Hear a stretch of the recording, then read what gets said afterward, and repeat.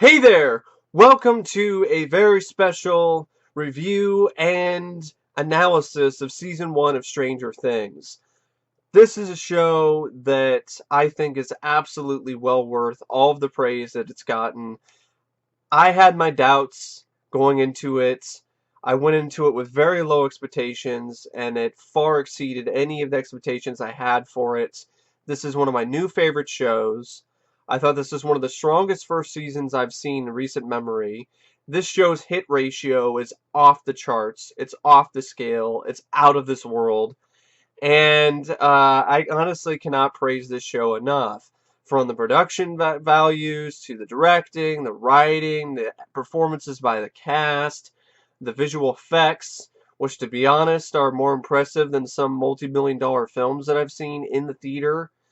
Uh, the score, which is a great homage, it's a great tribute to John Carpenter and Alan Howarth and Tangerine Dream. And the song choices, which are also really good, adds so much more weight and impact to certain sequences and certain episodes of the show. And the premise I do enjoy. I like the idea of a throwback. Takes place in the early 80s. It's an engaging story. It's an emotional story. It's exciting. It's fun. It's everything you want out of good entertainment, everything you want out of good storytelling.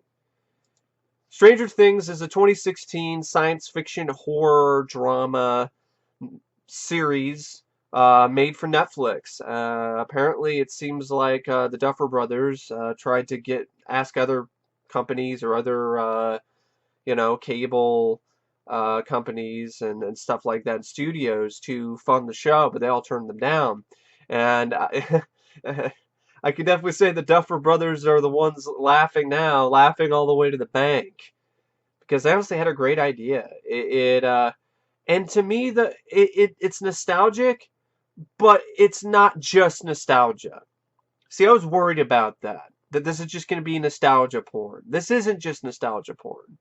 This has plenty of homages to, films from the 80s and from that time period, but it doesn't feel like nostalgia porn to me. It still feels like its own thing. It's telling its own story. It's got its own characters. Yes, it borrows some of the cliches from the films from that time, but that doesn't bother me because first off, I don't give a shit about cliches to begin with because like I said, no movie is 100% original. No TV show is 100% original either. So it's the story that matters to me, not the cliches. It's the story, it's the characters, and it's how well those things are executed. And when when those things are executed as brilliantly as this show executes them, it's a sight to behold. It really is. So the show is created by the Duffer Brothers, and they also directed quite a few episodes of this show. They also helped executive produce the show along with Shawn Levy. He also directed some episodes of the show of the first season. Dan Cohn was also one of the executive producers. The basic premise is this: in the early '80s, around 1983, in November, in the town of Hawkins, Indiana, some small town, 12-year-old Will Byers vanishes without a trace. Will's frantic mother, Joy, searches for him while police chief Jim Hopper launches his own investigation on his disappearance. And then you have Will's friends, Dustin, Mike, and Lucas, who are also trying to find him. And along the way, they discover this psychokinetic girl named Eleven who claims to know Will's location. As they uncover the truth, as they find the clues, they discover that there's a sinister government agency that is close to home that is trying to cover up everything, and that there might be a more insidious force that lurks below the surface, a monstrous force of some kind. And that's the basic premise of the show. What's interesting about Stranger Things is that the Duffer Brothers, They originally wanted to do a reboot or a remake of It. They wanted to be the ones to helm the upcoming remake of It, of Stephen King's It. But apparently the studio, maybe they didn't like their vision, or they just didn't like them or something. I don't know what it was, but they turned them down for whatever reason. So their plan B was to do Stranger Things, which is, like, I might have already repeated myself, but I just wanted to definitely throw that out there, because I always thought that was an interesting thing, is that this is a show that was kind of a plan B for the Duffer brothers, and it really worked out really well for them. And it would have been interesting to see their vision of Stephen King's It, but I'm glad things worked out the way that they did, because we have Stranger Things, which is a really great show. So, the film, it's not really a film, but it definitely looks like a film. The show looks cinematic. It feels cinematic. I mean, this show has better pacing than some full-length motion pictures that I've seen in the theater this year. That's how well crafted and well put together Stranger Things is this first season. I'm not kidding you. I'm being totally honest here. This is one of the best first seasons I think I've ever seen. It's that impressive to me. So it features a great score by Kyle Dixon and Michael Stein, which is, like I was saying earlier, a nice homage to John Carpenter and Alan Howarth in Tangerine Dream. It's this nice electronic throwback, lovely score that I just always appreciate. It also features really inspired song choices for certain episodes, and I'm going to talk about those when I talk about the certain episodes a little bit more in depth. And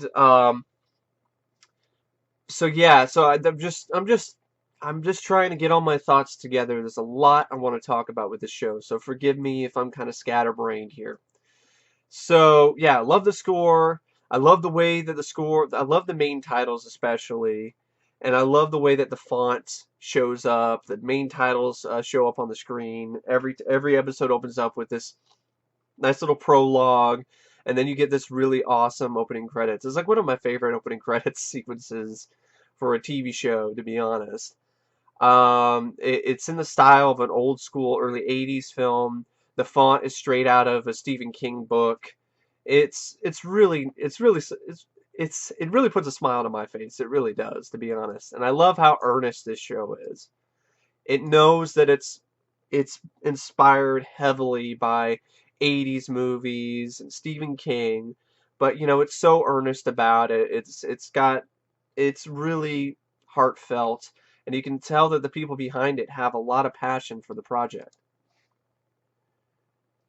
And I also loved how the production designers and the art directors really did a just standout, excellent job recreating the look and the aesthetic of the early 80s, 1983.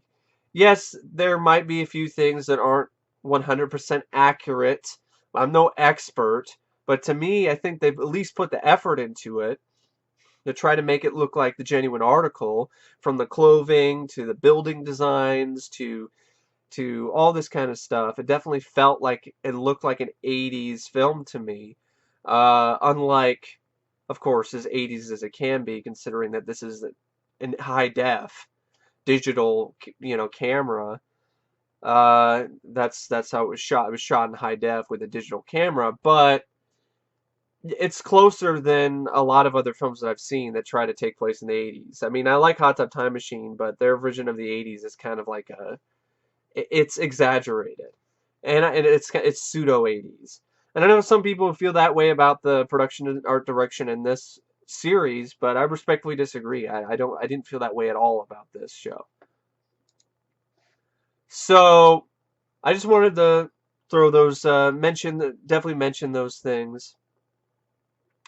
And now I want to talk about the cast briefly.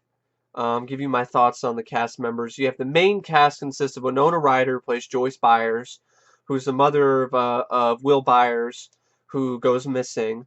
She's also the mother of Jonathan Byers, who is her teenage son. He's definitely her older kid. And I've heard a lot of criticisms for her character and for her performance, especially. And I just gotta say, I wholeheartedly disagree. I've heard people say she's one note. I don't get that. She starts out as a doting mother, typical doting mother, trying to raise her two kids.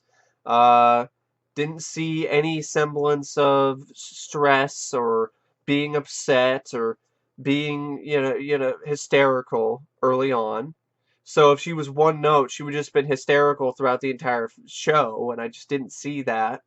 It's not how I interpreted the character or her performance. And she also, I think it's a very natural progression for her character in terms of the way that she acts, especially when she loses her kid. I've heard people criticize the fact that she cries a lot, and I don't get that at all. What is she supposed to be, a robot? She lost her kid. Like, what do you expect her reaction is going to be? There's going to be a lot of crying. There's going to be a lot of emotions poured out, and I think Winona Ryder just did a great job showing those emotions. I bought it. I honestly think she deserves an Emmy for this performance, at least a nomination. I thought it was impressive. I really liked it. Um, you felt for her, and she was an interesting character, and I thought the performance was perfect for how the character was written. I mean, what do you expect? Yeah, she's hysterical and she's frantic and she's harried. Understandably. She lost her son and now she's communicating with him through lights and she sees him in the wall and then she has to deal with this whole thing where, well, he might be dead, but then he isn't. And then people think she's crazy and she's got to put those thoughts at bay in order to save her own sanity. I mean, I don't. I think it's a great performance. So the criticisms of that performance, I don't understand. If you feel that way, that's fine. To each their own. I definitely disagree. Then you have David Harbour, who plays Chief Jim Hopper, and he's the chief of the Hawkins Police Department. And he divorced after his young daughter died of cancer, which causes him to become more of an alcoholic. And this is a character that I thought I was not going to like from the beginning because it's kind of an ass. But then, as the show progresses, as each episode goes by, I just fall more and more in love with this character. And he just went on to be one of my favorite characters. I thought David Harbour was just pitch perfect as Chief Jim Hopper. It was a very impressive, very I thought it was just a really, really good performance. And I think he's a hidden gem. He didn't really do much before this. And I hope that he gets a lot more work, a lot more acting jobs after Stranger Things. I think he deserves it. 100%. You have Finn Wolfhard, who plays Mike Wheeler, who's the son of Karen, younger brother of Nancy, and one of the friends of Will. And I liked his performance. I thought it was a very personable, likable performance. It had multiple different facets to it. This is definitely a very talented kid actor. Most of the kid actors in this I thought were really good. Remind me a lot of the kid actors from Stephen King's It, the miniseries. They're very capable. These are not kid actors who, were just being kids. They could actually act. Um, and he was probably my favorite kid out of the group. I related to him. His name is Mike. That's not the only thing I related to him about. His personality just reminded me a lot of my own. And then you have Millie Bobby Brown, who plays 11, who's this young girl with psychokinetic abilities. And I honestly think she stole the show. She was my favorite character.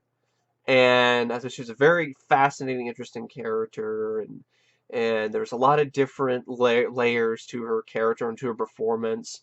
There's a very just dynamic performance by Millie Bobby Brown here. Just absolutely one of a kind, and this actress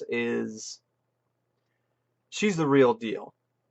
And I love how this show gave a lot of lesser known actors and actresses big roles. A lot of unknowns, big roles. And I can safely say they're not unknowns anymore. Gaten Matarazzo plays Dustin, who is also one of Will's best friends. His character has cranial dysplasia, which causes him to lisp. And I think the actor himself also has that. So his baby teeth haven't grown in yet. And he's a comic relief guy. He's fun. He's a likable character. I enjoy his performance. He does a good job of what he's asked to do. He just has to be the comic relief for the group. Um, McLaughlin plays Lucas Sinclair. He's also one of Will's friends. That's the one kid actor that I don't. His performance is fine, but his character was written as kind of an antagonistic character, and there wasn't a lot to really like about him for me personally. So hopefully they develop more with that character in the second season, where he's not just. I mean, he's better, when he's with his friends and he's not dealing with stress or dealing with 11. But the stuff with 11 and so on, it was just a bit too antagonistic for my taste. But I understand why they have it there to create some sort of drama within the group. You also have Natalia Dyer as Nancy, who's the daughter of Karen and the older sister of Mike. I liked her. I wouldn't say like it's the greatest performance ever. If you're gonna say one note, I thought she kind of had a bit of one note uh, to her performance. But she was there. She was serviceable. I thought she was written well enough that I definitely did care about the character. Performance was there. Charlie Heaton plays Jonathan Byers. He's the older brother of Will and the son of Joyce. He's an outsider. He's a quiet teen, and he has this hobby of taking photographs, and he's kind of being a creep about it in the show. So, I thought he was a very intriguing character, though, and I thought the performance was really good. And he's definitely one of my favorite characters, along with Joyce and Mike and 11 and Hopper. Then you also have Cara Buono, who plays Karen Wheeler, who's the mother of Nancy, Mike. She's the mother of Mike as well. She's solid. She does a good job being the mother. That's pretty much what she's asked to do, so she does a good job with that. Matthew Modine plays Dr. Martin Brenner, who's essentially the villain of the series. It's Matthew Modine. What do you expect? He's a great actor. And I know I use the word great a lot, because hey, I mean it fits. He's a great actor. So he's definitely good here, as usual. He doesn't have a lot to do, but what he has, he does a really good job with it. He doesn't really have that many lines of dialogue either. It's just a lot of his presence, and it just works so well because he's such a great actor. He can have a presence, a very foreboding, evil presence without really saying anything. So that's just the main cast, who all really do admirable jobs. And you have other reoccurring cast members, though, who are also just as good. I mean, that's how great this show is. You have supporting characters and supporting roles that are performed just as well as the main ones. So you have Noah Schnapp, who plays Will, who, of course, is the young boy goes missing. Um, Joe Keery plays Steve Harrington. Now, this is a performance and a character that I did not expect I was going to like, because at first he starts out as your typical douchebag jock, and as the series progresses, he actually evolves, and he becomes remorseful and actually changes as a character. That just shows how well written this show is, because that's not something that you would normally expect. I mean, you want to throw out it's cliched all you want to. That is something that you normally don't see in a film like this, where you have an 80s movie and you have the douchebag jock bro, and he never learns his lesson. He never becomes a better person. He just stays the same douchebag jock character.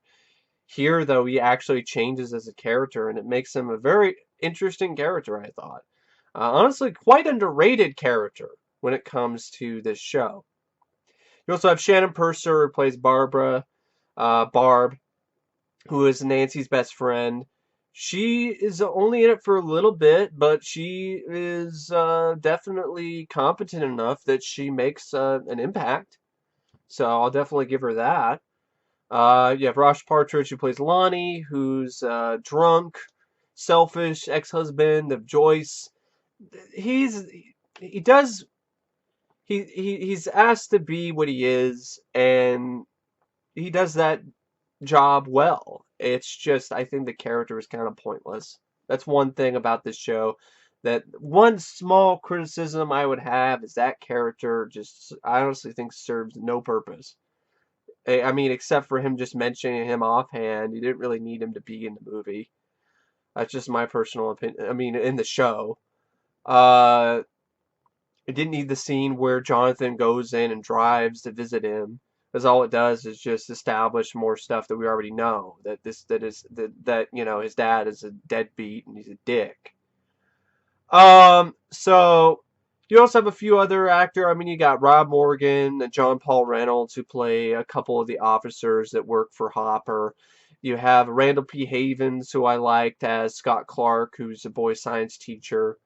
Amy Mullins, who plays Terry Ives. She doesn't really say a word, but she does a good job playing a catatonic person. So, yeah, that's the reoccurring cast. Now let's actually get into the meat of this review, shall we? In this analysis, let's talk about the episodes. So you have Chapter 1, which is The Vanishing of Will Byers, which is directed by the Duffer Brothers and written by the Duffer Brothers. This is Episode 1. And I love how they call it Chapter 1 and Chapter 2, and they have these titles that are totally reminiscent of a Stephen King novel. And speaking of a novel, this show is so well written, and it's so vivid in its storytelling, and it's so immersive that each episode feels like a direct adaptation of a chapter from a acclaimed horror novel. It's really, it's that killer, so to speak. It really is. So the first episode is probably one of my least favorite from this season, because it's the establishing episode. We establish all the characters. We do all this. There isn't as much interesting stuff going on here as some of the later episodes. But it's still a solid first episode. There's still a lot there to get you involved and to get you sucked into Stranger Things. It starts out in 1983, like I was saying, and there's this U.S. Department of Energy laboratory in the town of Hawkins, Indiana, and it opens up where something happens, and there's this scientist who's running down a hallway and gets attacked by some monster. And then you get introduced to the kids, and you have the 12-year-old Will Byers, who vanishes in a really tense scene that's actually really well shot by the Duffer Brothers, after encountering the creature while riding his bicycle home from a Dungeons and Dragons session with his friends. And the kid actors, they have great chemistry with one another. It's so good that you buy that they are actually friends for real. And that's a huge testament to how well this show is written, and also how good of actors these kids are. How wonderful they are. So the next day, a young girl with a shaved head wearing a hospital gown shows up at a local diner, starts stealing some food. The owner, Benny, played by Chris Sullivan, who has like one role here, but he knocks it out of the park. She takes pity on her and feeds her before calling social services on her. Well, the woman who's there supposed to help them is actually a government agent posing as a social worker and shoots Benny. The armed men then search the diner for the girl, but she escapes. If I were to say one little nitpick for this particular episode, when she goes in, I mean, you see later in this series, you see scenes where Eleven kicks ass, with her psychic abilities, like throws people across the room or makes their eyes bleed or whatever.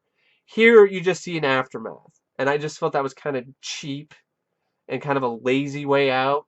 And maybe they're trying to save it for a reveal later, but we already know that she's got telekinetic powers, essentially. Well, I guess not necessarily. Well, we do in this particular. We do find that out already. So I would prefer a more exciting sequence where these armed guys go after her in the diner and she fucks them up. I would have preferred that. But she escapes. Joyce, Will's mother, believes that she hears Will's voice on the phone, but it's all distorted. And then her phone like fries itself. And then Will's friends, Lucas, Mike, and Dustin, they then find the girl in the woods as they search for Will. And that's chapter 1. That's episode 1. It's a strong first episode. Not my favorite of the season because it's just a lot of establishing stuff, but it does a good job establishing the characters. And it's got a good song choices. Just like pretty much every episode does a great job picking out songs to have in the episode.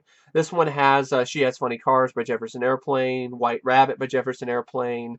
It's also got Africa by Toto, which is one of my favorite songs. It was really nice to hear that.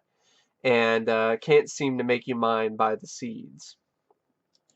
And this show definitely has some nice quotes about it too, some good quotable stuff, but I'm not really going to go that route. This video is going to be long enough as it is, so I don't really want to spend the time going in and talking about quotes. But I do like the one where you introduce to Hopper and he's all and they're like, mornings are for coffee and contemplation. So something about that line just really stuck with me. So then after, of course, chapter 1, you have chapter 2, which is called The Weirdo on Maple Street. This is episode 2. It's also directed and written by the Duffer brothers. And this one begins to give you a little bit more about Eleven. And the boys learn that the girl's name is 11, which is a number that's tattooed on her arm. And so they nickname her L. And also one thing I wanted to mention just before I go on and talk more about chapter 2. About chapter 1, there were some nice homages and nice little callbacks to films like The Thing, John Carpenter's The Thing, and Evil Dead. There's a poster of John Carpenter's The Thing in the basement where Mike sets up his Dungeons and Dragons sessions with his friends. In Jonathan's bedroom, he has a poster of Evil Dead on the wall. And I think in Will's room, he has a poster for Jaws. And there's one for Dark Crystal that I saw in one scene. So there's nice little homages like that, and which were fun to see. I just wanted to mention those before I kind of forgot about it. And then there's a lot of references to Carpenter, actually. I mean, from the way that the score sounds is very similar to Carpenter. The sort of vibe, the look of the film is sort of similar to Carpenter. There's another scene, and there's another The Thing reference in the film. In a later episode, their science teacher is actually watching John Carpenter's The Thing on TV with his girlfriend. So there's nice stuff like that, which I really did like. So that's what I mean by homages. That's a nice homage. That's not ripping off anything. It's just, remember this. And then it's just very subtle. It's not in your face. So the boys, they learn that the girl's name is 11. They nickname her L, short for, which is short for 11. And scientists from the laboratory, they find a substance oozing from the walls in the shed where Will went missing. At Mike's home, Elle recognizes Will in a photo. She uses her psychokinesis to lock the door and prevent Dustin and Lucas from informing Mike's parents about her, which makes them think that she has superpowers. Which she's got this short hair, so it kind of reminded me of, whoa, what if What if this was a young Negasonic teenage warhead from Deadpool? It's the same story. She doesn't have the exact same powers as a Negasonic teenage warhead, but they're both they both have a shaved head. They both, I could totally see Elle growing up to be Negasonic teenage warhead. But anyway, so the kids then start searching for Will. Hopper discovers a torn piece of Elle's hospital gown outside the lab grounds. Nancy goes with her friend Barb to a party at her boyfriend Steve's house, and Will's brother Jonathan investigates Will's disappearance by going and searching the woods where Will went missing, and he uses as his camera to take photos. Well, he hears some screaming, and then he runs to see Steve, Nancy, and their friends at Steve's swimming pool, and he photographs them. He's kind of being a creep here. This is stalker type stuff, taking a photo of Nancy while she's undressing in the window, and so on. So Barb then vanishes though from poolside. She was there to try to keep her girlfriend, her friend in line, and not have sex and not get too drunk, and of course that's what happens. And she didn't really want to stay at the party, or she was basically trying to wait for Nancy, but Nancy was just going to stay the night. So, but she ultimately decided to stay and actually wait for Nancy, and she's just sitting there by the pool, and she's bleeding from a cut she got on her finger because she was trying to like be cool and open a can of beer and drink it shotgun style, and she cuts herself. So she bleeds, the blood goes into the pool, and I always love it when films or shows have this type of effect where there's like blood in the water, and then like everything just goes black, and then she gets sucked in, and then she just disappears. Joyce then receives another call from Will. He hears music in his room. She hears music in his room, which is the song by The Clash that Will really likes, which is one of his brother's favorite songs, which is "Should I Stay or Should I Go?" And and then she sees something coming through the wall. And then that's the end of chapter 2. I thought it was a step up from chapter 1, and it just got me more and more sucked into the story and into the show. And this episode has, once again, has inspired song choices. You got "Should I Stay or Should I Go" by The Clash, which becomes kind of Will's theme because he kind of uses it to give him strength while he's stuck in this other side and in this nether realm, so to speak. There's also "I Melt With You" by Modern English, "Hazy Shade of Winter" by the Bangles, which apparently I think some of these songs, some of them came out after '83, so there's a little bit of continuity error there, but I don't really care because they have other songs that weren't released in '83 that they use in the film in the show as well. I'm sorry, I keep saying film, and I keep saying film because it looks like a movie. It does not look like a TV show. I mean, that's how impressive this show is in terms of its production values. So yeah, you have "Hazy Shade of Winter" by the Bangles and "Tie a Yellow Ribbon" by the Dawn. So that's in episode 2. And then you have episode 3, which is when I really fell in love with the show.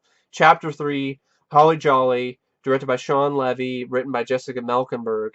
And this one starts out with Barb. She wakes up in the pool, and it's like in this other world. There's all these ashes falling out of the sky, like a straight out of Silent Hill. And there's all this slimy, like, looks like vines and stuff everywhere. And there's this creature that's there. She tries to climb out of the pool, but the creature grabs her and drags her down. And then, of course, we cut then to the awesome opening credits sequence.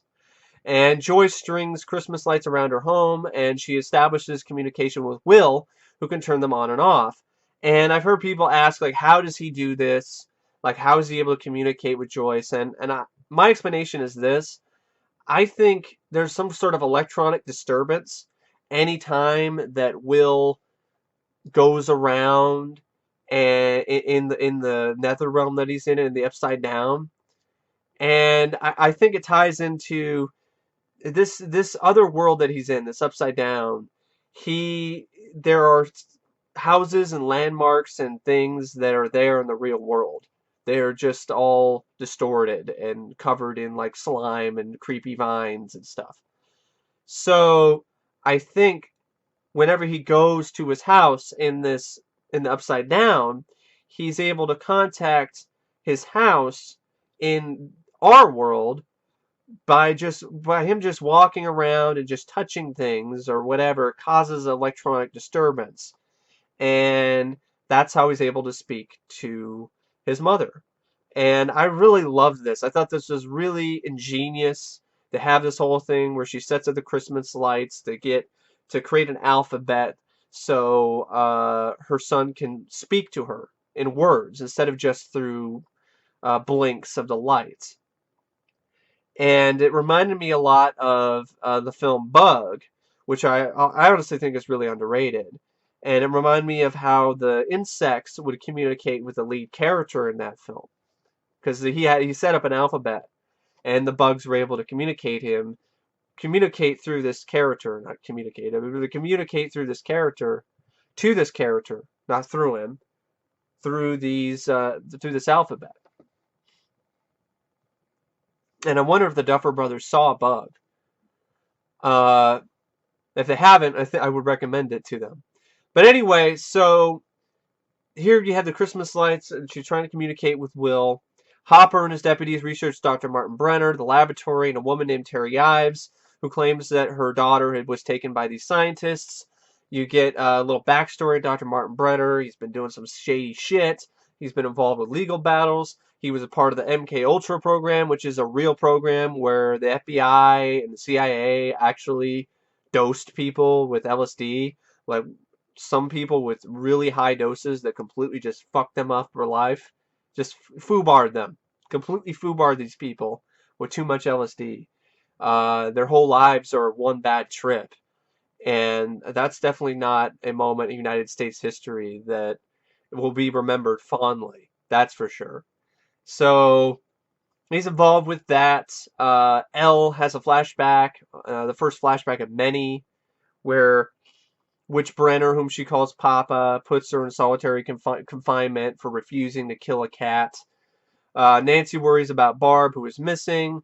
Steve and his friends discover Jonathan's photographs and destroy them along with his camera. And this is like the first moment where you're like, Steve at first seemed like, yeah, he kind of, maybe he just has asshole friends. And he's not that much of an asshole. And he just wants to be with Nancy. But then he does this. And yes, it was what he did. Honestly, what Jonathan did was creepy. It was total stalker behavior, but there's no excuse for breaking his camera, though. So they break his camera, they fuck with him, but, that's just the first of many things where, Steve's just being a dick because his friends are being a dick. But Nancy, she notices a photo of Barb before she disappears, and so she collects up the photos that are ripped up to save them for later. And then she returns to Steve's house to search for her. But she just finds Barb's car. And then she sees this brief flash of this creature in the woods.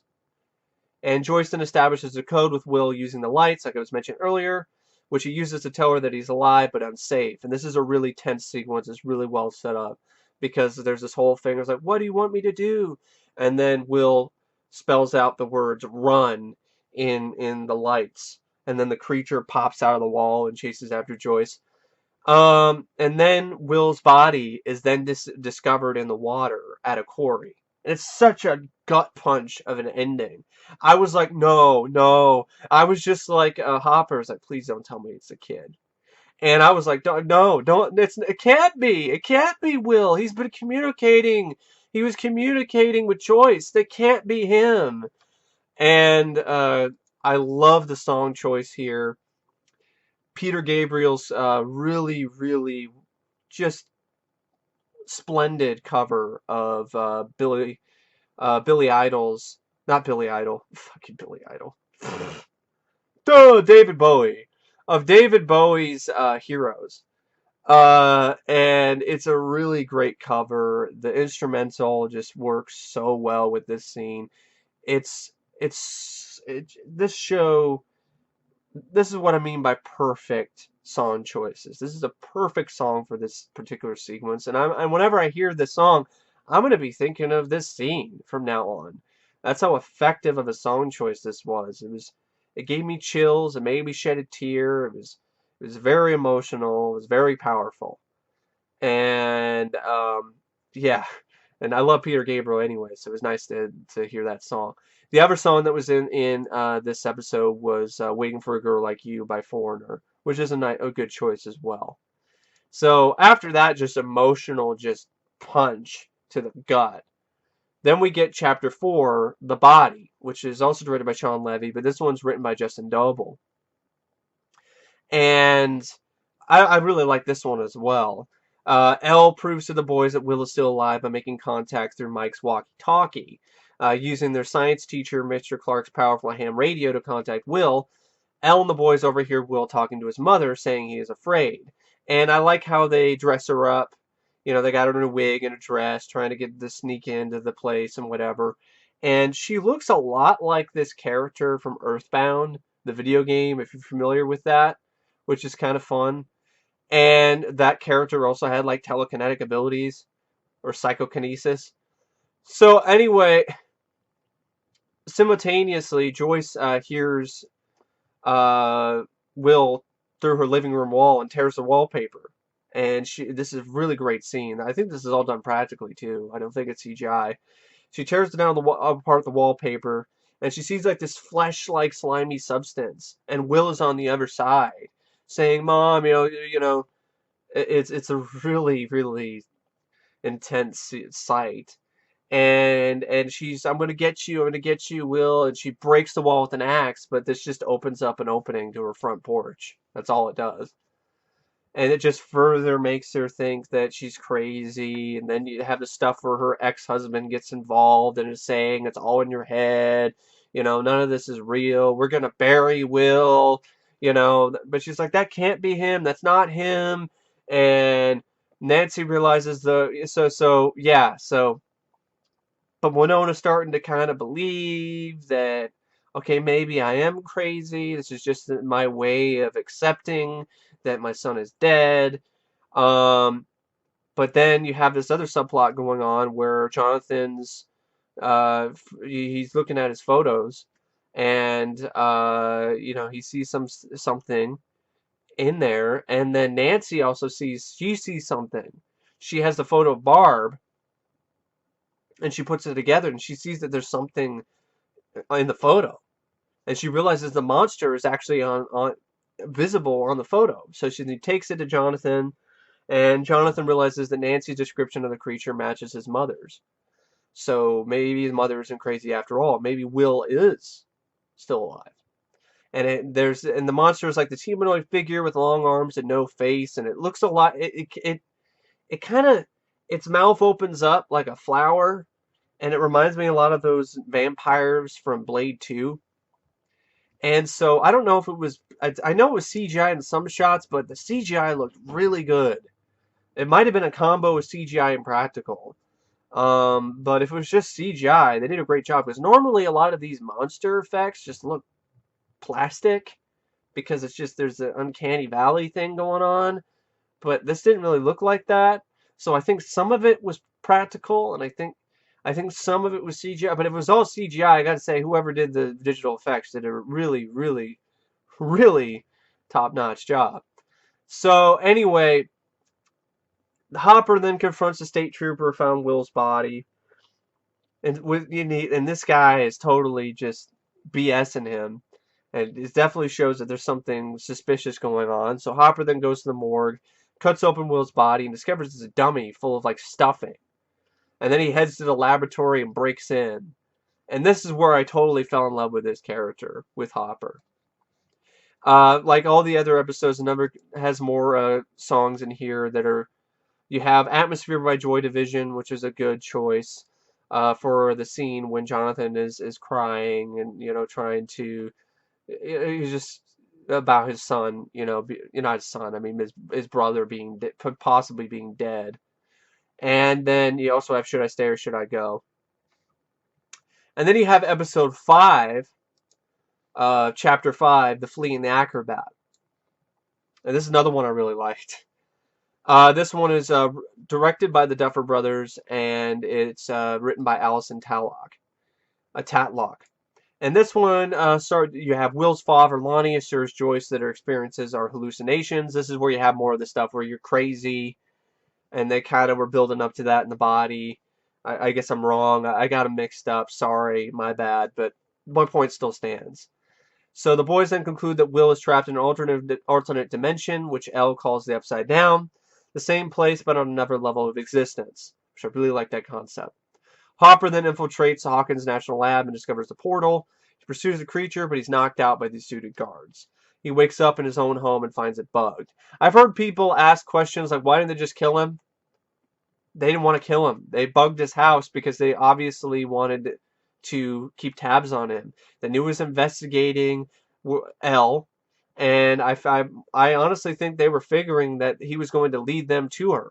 And that's essentially, honestly, what he ends up doing. So he was of no use to them being dead. Plus, imagine all the big news story that would have caused. I mean, there's already this problem with Brenner and all this legal stuff, and the kids disappeared. They might be at fault, and so now you got this whole thing. I mean, if you kill the sheriff of this town, and there's already this crazy stuff going on, there's these people missing, that's just going to raise more suspicions. So anyway, yeah, he finds that his home is bugged. He finds the bug, breaks it. They have the funeral for Will. The boys ask Mr. Clark about dimensions. He tells them that a space-time tear could create a passage between dimensions, a portal, a gate, so to speak. So the deputies inform Hopper that Barb's car was found by the state. Hopper finds the state's involvement suspicious because the state's trying to cover it up to make it look like Barb just disappeared or ran away. She just ran away, which isn't really anything, that wasn't really something that her character would do. And then the kids then use their brains and realize that a tear in space-time would disrupt the electromagnetic field. And so the boys then follow their compasses to find the source of the disruption. Elle remembers being placed in a sensory deprivation tank to telepathically intercept information from a Russian spy. While listening to the spy, she came across the creature. Scared of finding the gate, Elle directs the compasses away from the laboratory, which causes strife among her friends, among the boys. Lucas just notices the distortion and confronts her. Mike defends her, and he and Lucas fight. Elle telekinetically flings Lucas off Mike, and Lucas recovers and runs away. In the woods, Nancy and Jonathan find a wounded deer, which the creature drags away. Following the blood trail, Nancy crawls through a passage to the Upside Down world and discovers the creature feasting upon the deer. And that's episode 5. And then we have episode 6, chapter 6, The Monster. This one is directed by the Duffer brothers as well, written by Jesse Nixon Lopez. This one starts out with Jonathan saving Nancy, getting her away from the monster, saving her from the creature because it pulls her through the portal. In her bedroom, she's afraid to be alone, so she asks Jonathan to stay. Steve sees them together through the bedroom window. The next day, Nancy and Jonathan resolve to kill the monster and purchase supplies from an army surplus store. And then there's this drama where Steve's asshole friends write this thing on All the Right Moves marquee at the theater saying Nancy, starring Nancy the Slut Wheeler. And so that causes confrontation. She confronts Steve, and this is really where I thought, like, what an asshole, right? Really, just dump his ass. And so he thinks that she's a slut. He's siding with his friends, and so he's picking on Jonathan. And then Jonathan kicks his ass, and it's actually a pretty crowd-pleasing moment. It just beats his ass. But then he gets arrested because he inadvertently assaults an officer while he's beating Steve's ass. Then Joyce and Hopper decide to investigate together after Hopper discovers his home has been bugged. They track down Terry Ives, realize that she is Elle's biological mother who underwent MK Ultra training while pregnant. Jane, now known as 11, was taken by Brenner. This is where Elle shoplifts frozen waffles and recalls how she accidentally opened the gate to the Upside Down on a reconnaissance mission, allowing the monster through. So she feels that she is the monster as well, which is honestly, I wouldn't say she is kind of a monster because she is using her telekinetic abilities to kill people. It's kind of an interesting dynamic. That's what makes the character so interesting, and she obviously has some sort of connection with this monster. So, and the waffles were Eggos because, her character likes Eggos. But, what's funny? In real life, the actress, Millie Bobby Brown, she doesn't like Eggos. So, according to IMDb anyway, which is kind of funny. Her character loves Eggos. It's like one of her favorite things. But the actress herself is like, I don't like Eggos. So anyway, and speaking of her, there's a nice little fun little interview on NPR that I wanted to mention because what happens is she was interviewed on NPR. The Duffer brothers were interviewed on NPR, and they praised Millie Bobby Brown as a precociously gifted actor, and said that she is able to adjust her performance to different lens or camera positions in a way that most child actors don't know how to do. But they also said that there were times on the set when they were reminded that she was just a little girl. The example that Ross Duffer gave was that one day she showed up on set and she was just covered head to toe in glitter. And she's like, I don't know where this glitter came from. And it's like, and this is, Ross is like, and it's like, I'm not having a problem with any of the adult actors. Any of my adult actors. David Harbour's not coming in covered in glitter. The Duffer said that removing the glitter delayed the shooting schedule by 45 minutes. So I just thought it was kind of a fun little bit of trivia there. That ties into 11. Ties into the actress who plays 11, Millie. So, then you have a scene where, while Mike and Dustin are searching for Elle, they were ambushed by Troy and his bully friend because Elle embarrassed Troy earlier and made him pee his pants in front of everybody. So he basically is threatening to, seems like, kill Dustin with a knife unless Mike jumps off a cliff into the lake where Will's body was discovered, which will likely kill him. But because, he really, he maybe heard the rumors that somebody survived and, Dustin's his best friend. He even said earlier that you're like my best friend, one of my best friends. So, actually says that later, actually. But he decides one of his best friends, all right, I'm going to sacrifice myself. So he jumps, but then he is levitated to safety by Elle. And a really effective visual effects sequence. Lucas then sees agents leaving the laboratory and realizes they are heading to Mike's house to capture Elle. Then this leads to the opening of Chapter 7, called The Bathtub, which is Episode 7, which is also directed by the Duffer Brothers, based on a screenplay by Justin Doble. And this one starts out where Lucas is warning Mike via walkie-talkie that government agents are en route to his house. Mike, Dustin, and Elle flee the house and narrowly escape with Lucas. Elle telekinetically flips a van that blocks their path, and it's a really cool scene. It's all practical. The van actually does flip in midair. And this is what I'm talking about when the show just answers my problem. It just comes out with a counter punch that leaves me stunned. Because I was like, man, I could use a chase scene. And then bam, here comes the fun chase scene in the opening of Chapter 7. So then they head over to the junkyard base because it's not safe to be at Mike's house. And Lucas reconciles with Mike and Elle. Joyce and Hopper are called to the police station where they find Nancy with Jonathan. And Jonathan reveals his knowledge about the creature and his mother to Hopper. This understandably causes his mom to be a little bit upset at him. The group then contacts Mike and his friends, and they meet up with him at the junkyard. They formulate a plan to make a sensory deprivation tank to amplify Elle's power so she can search for Will and Barb, because she tried to do it earlier with the walkie-talkie and couldn't contact him. They break into the middle school and construct the tank in the gym. With Joyce's help, Elle successfully enters the Upside Down to find Barbara dead and Will alive. Hiding in the Upside Down Castle Byers, which is his makeshift fort outside in the woods next to his house. Hopper and Joyce attempt to break into Hawkins' laboratory to save Will, but they're immediately apprehended by security guards because they were ready for him this time. Nancy and Jonathan resolve to kill the monster, steal their hunting gear back from the police station, and upside down, the monster breaks into the fort where Will is hiding. And then, going back to, I forgot to mention some of the song choices, some of the other ones. In episode 5, you have Elegia by New Order, Nocturnal Me by Echo and the Bunny Men. Episode 6 has Sunglasses at Night by Corey Hart, which came out after 83, so yeah, it doesn't technically work. But a Dolly Parton song called The Bargain Store. And episode 7 has Fields of Gold by Vangelis, which is actually a really beautiful piece of music by Vangelis, which is used in the scene where they're putting together the bathtub.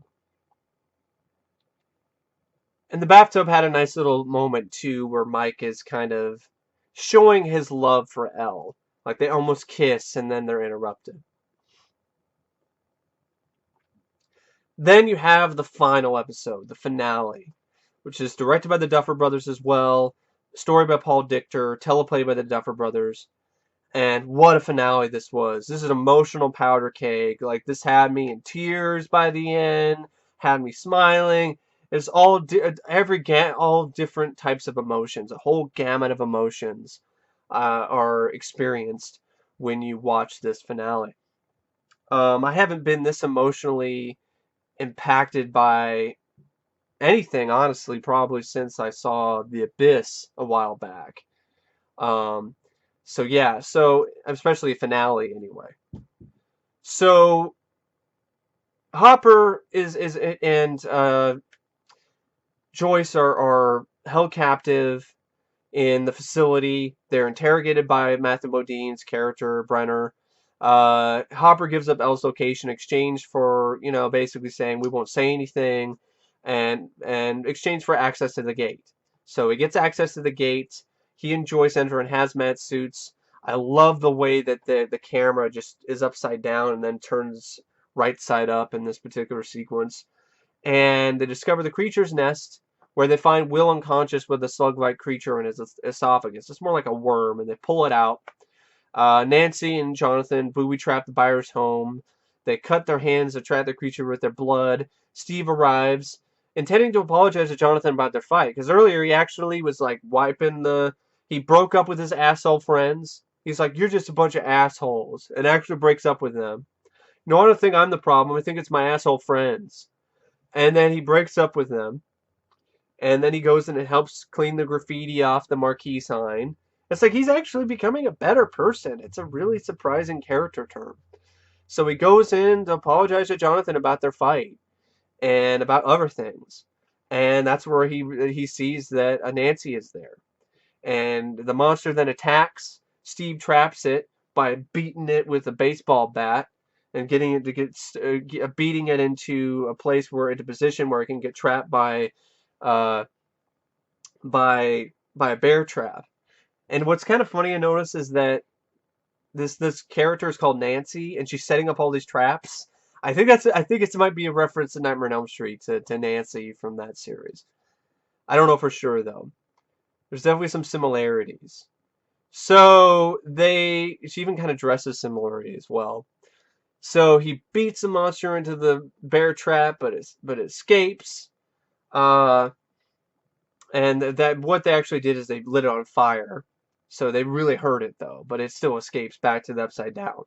In the middle school where Elle and the boys are hiding, Mike asks Elle to a school dance and kisses her in a cute scene. The agents then storm the school, but Elle crushes their brains, makes them bleed out of their eyes. Brenner recovers the weakened Elle, and I love this shot where he grabs her, picks her up, and he carries her down the hallway. And he carries her limp body in a way, and it's shot in a way that's very similar to a lot of these Universal monster movies, where like Creature from the Black Lagoon, where the creature has is carrying the woman of his, that he had the hots for, he desired in his arms, and he's carrying her down the hallway. It really just establishes and shows visually how much of a monster Dr. Martin Brenner is. Who's the real monster here? Is it really the monster that was just given a gate to go from his world to ours? because he was sending somebody into his world and his realm? Or is it the guy who's torturing kids and poison people and mess with people's brains with LSD and all of that and stole a baby from somebody? I would honestly probably say Dr. Martin Brenner is the real monster here. Much like in the Alien franchise, the xenomorphs, yeah, they're a monster, but the bigger monster is Weyland Yutani. So anyway, so he grabs Elle. The boys escape with Elle and hide in a room because the monster comes out of the portal and starts attacking people. It seems like Brenner is attacked by the monster, but we don't know if he's alive or dead. It kind of looks like he might be alive in some paper clipping in the police station in one of the last few sequences of the film of the episode. My bad. The boys, they escape, they hide Elle in a room, but the monster finds and tries to attack them.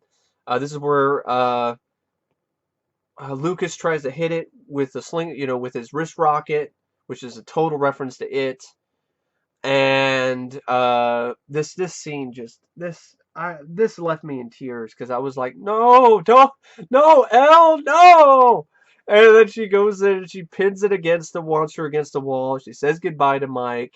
And she causes the thing to disintegrate, and she disintegrates along with it.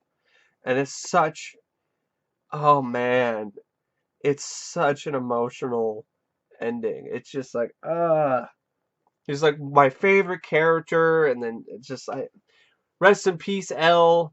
Although she might be alive, and I hope she is. I hope she comes back somehow in season 2. It seems like there's an opening for that, because there's some interesting sort of things that happen in this in the last few sequences of this finale of this 8th episode. So Will is hospitalized. He's reunited with his brother, his mother, and his friends in a nice heartwarming scene. That's another question. That's another thing I was worried about with this show. I'm like, don't leave me hanging with a cliffhanger whether or not Will is going to be found or not. No, they actually did find him, which I did like that. So it answered, it read my mind. It had a mind meld with me. It was like, yeah, we're not going to end this first season on a cliffhanger, not knowing what happened to, whether or not they're going to save Will. So yeah, it's just like, that's what I mean. Like, it's an emotional roller coaster.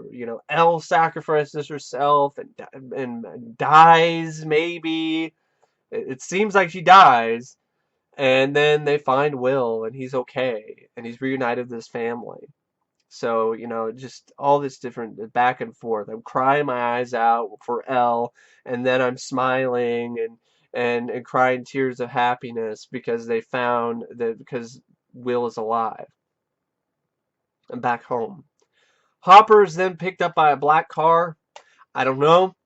I think it might have to do something with what his deal that he had with Brenner. Or maybe they realized that he was able to go into the upside down world and survive and not die. So maybe they think maybe we should use him to go and back and forth into this world. I don't know. That's a question that will be answered in season 2. 1 month later, Nancy has gotten back together with Steve. They both are friends with Jonathan. They actually bought him a camera. New camera, which is really a nice gesture. It really just shows how much Steve evolved as a character. Hopper leaves Eggos in a box in the woods. Makes me think that maybe Elle is still alive, but she's in the upside down. In the bathroom of his home, Will coughs up a slug-like creature, briefly sees the world upside down, and returns to dinner. And then that's kind of how it kind of ends. Well, he really, how it ends is it's back where we started. Actually, no, it doesn't end like that, but that's kind of it's just a sort of like, oh, he coughs up a worm and everything's okay, and I'm like, I don't know. Is that something that he's doing, like PTSD, like coping with things? Is this something that's in his head, or is he actually coughing up worms? How can he see the upside down? Does he have a connection with it now? Does he have psychic abilities like Elle now? I don't know. These are questions that are left unanswered, but for a reason. Everything ties together in terms of the plots and the storylines that were set up in the previous 7 episodes. But it ends with enough questions that keep you wanting to see season 2. Like, what's going on? Like, what's going on with Will? What's going on with Elle? Well, with these Eggos in a box in the woods? What's going on with Hopper getting in an unmarked black car? So, yeah.